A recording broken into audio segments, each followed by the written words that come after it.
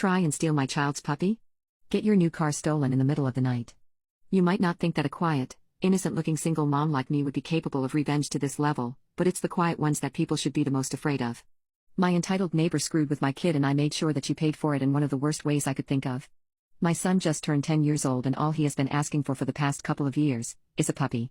My son is an incredibly sweet, smart kid and he really doesn't ask for much at all. I try to give him all I can, but again I'm a single mother and times are tough.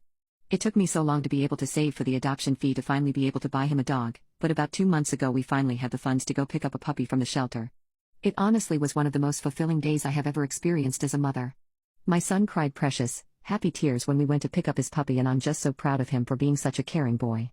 The issue arose after we brought him home. My next-door neighbor has always been kind of a condescending woman and when she saw the puppy, she started making comments.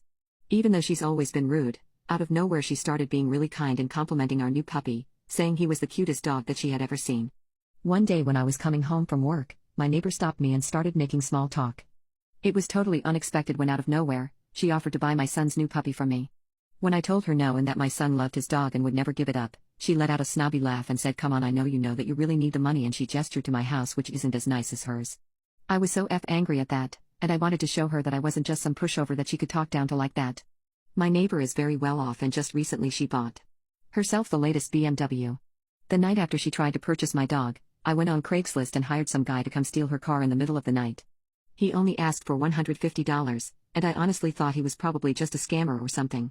That was about a week ago and to my surprise, yesterday when I was leaving for work I saw cops in my neighbor's driveway instead of her BMW.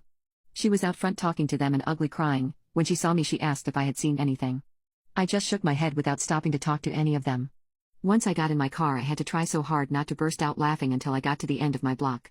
So now my neighbor has no car and no puppy, and I can't wait to come home today and see her empty driveway all over again.